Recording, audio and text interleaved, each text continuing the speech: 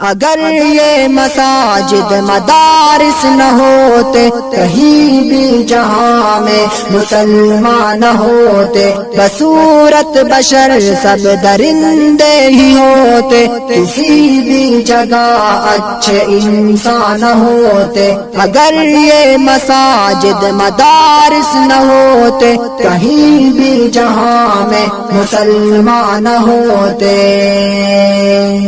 بسم اللہ الرحمن الرحیم الحمدللہ وکفا وسلام علی عبادہ الذین اصطفا اما بعد فاعوذ باللہ من الشیطان الرجیم بسم اللہ الرحمن الرحیم یا ایہا الذین آمنوا کتب علیکم الصیام کما کتب علی الذین من قبلکم لعلکم تتقون وقال النبی صلی اللہ علیہ وسلم الصوم لی وانا اجزی به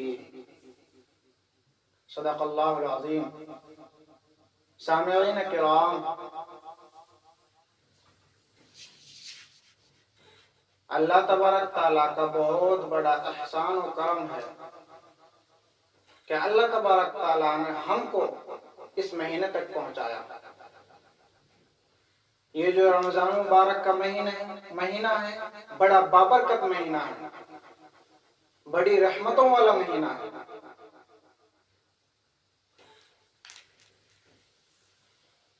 قرآن کریم کی آیت ہے، اے ایمان والو، ہم نے تم پر روزے فرض کیے ہیں جس طرح تم سے پہلے فرض کیے تھے تاکہ تم پرہیزگار بن جاؤ۔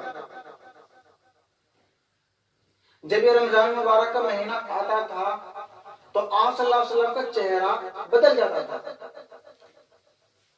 اور نماز میں اضافہ ہو جاتا تھا، دعا میں عاجزی آ جاتی تھی۔ ایک حدیث شریف میں آتا ہے کہ آپ صلی اللہ علیہ وسلم شروع رمضان سے لے کر اخیر رمضان تک بستر پر تشریف نہیں لاتے تھے۔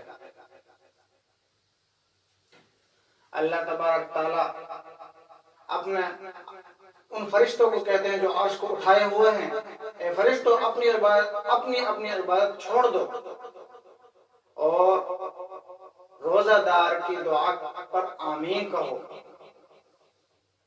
یہ اتنی برکتوں والا مہینہ ہے، یہ روزہ ڈھال ہے، روزہ جہنم سے خلاصی کا ایک اہم ذریعہ ہے۔ روزہ اللہ اور بندے کے درمیان میں ایک راز ہے، روزہ نور ہے، ضیاء ہے۔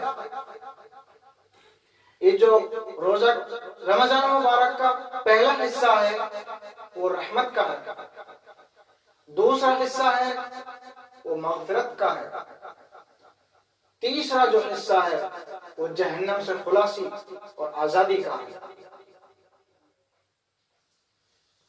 انسان جب روزہ رکھتا ہے تو اس کے جسم کی زکات نکلتی ہے، یعنی ہر شے کی کوئی نہ کوئی زکات ہوتی ہے، تو انسان کے جسم کی زکات روزہ ہے۔ مال کو پاک کیا جاتا ہے زکات کے ذریعے، انسان کا جو جسم ہے وہ پاک ہوتا ہے روزے کے ذریعے۔ اللہ تبارک تعالیٰ فرماتے ہیں الصوم لی وانا اجزی بہ، یعنی روزہ میرے لیے ہے اور میں اس کا بدلہ دیتا ہوں۔ بندہ جب کوئی عمل کرتا ہے تو اس کا اجر فرشتے لکھتے ہیں، بعض کا 10 گنا لکھتے ہیں، بعض کا 70 گنا اجر لکھتے ہیں، اور بعض کا 100 گنا لکھتے ہیں، اور بعض کا 700 تک لکھتے ہیں۔ لیکن جب روزے کی باری آئی تو اللہ تبارک تعالیٰ کہتے ہیں یہ میرے لیے ہے۔ انسان جب تنہائی کے اندر ہوتا ہے اور اس کے سامنے کھانا بھی ہوتا ہے، فریج کے اندر ٹھنڈا پانی بھی ہوتا ہے اور انتڑیوں میں بل پڑتے ہیں، تو ایسے وقت میں وہ اللہ کے خوف سے، اللہ کے ڈر سے ان چیزوں کو استعمال نہیں کرتا، پانی کو نہیں پیتا، کھانے کو نہیں کھاتا، تو اللہ تعالیٰ کہتے ہیں میرے بندے نے روزے کو میرے لیے رکھا، اس لیے اس کا بدلہ میں دیتا ہوں۔ مفسرین نے ایک بات اور کہی ہے کہ اللہ تعالیٰ کہتے ہیں میں اس کا بدلہ خود ہوں. جب محبوب مل جائے تو اس سے بڑی کیا بات ہے؟ اس سے بڑی کیا چیز ہو سکتی ہے جب محبوب مل جائے جس کو.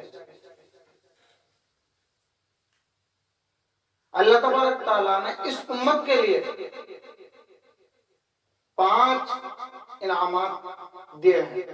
یعنی رمضان مبارک کے حوالے سے جب یہ حدیث ذکر کی گئی تو اللہ تبارک تعالیٰ نے 5 خصوصیت سے اس امت کو نوازا جو پہلی امتوں کو نہیں دیا گیا. پہلا کیا ہے کہ جب بندہ روزہ رکھتا ہے تو بھوک کی وجہ سے اس کے معدے سے جو بو آتی ہے وہ اللہ کو مشک سے بھی زیادہ پسندیدہ ہے.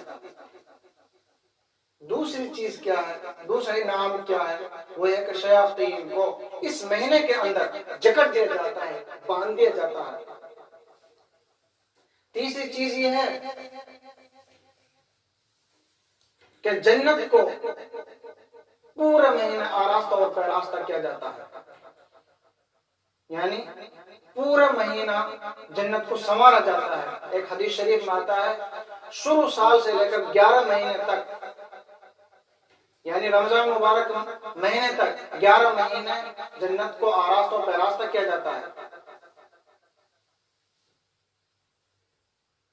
چوتھی چیز یہ ہے کہ فرشتے روزہ دار کے لیے دعا کرتے رہتے ہیں. ایک حدیث شریف میں آتا ہے کہ سمندر کی مچھلیاں بھی ان کے لیے دعا کرتی ہیں.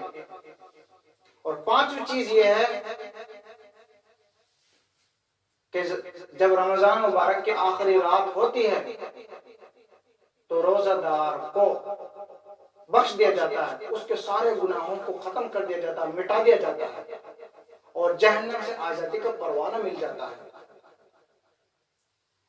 اس لیے زیادہ سے زیادہ ہم سب کو، آپ کو اس مہینے کے اندر کثرت سے عبادت کرنی ہے. اللہ تعالیٰ ہم کو اور آپ کو اس مہینے کے اندر زیادہ سے زیادہ عبادت کرنے کی توفیق عطا فرمائے.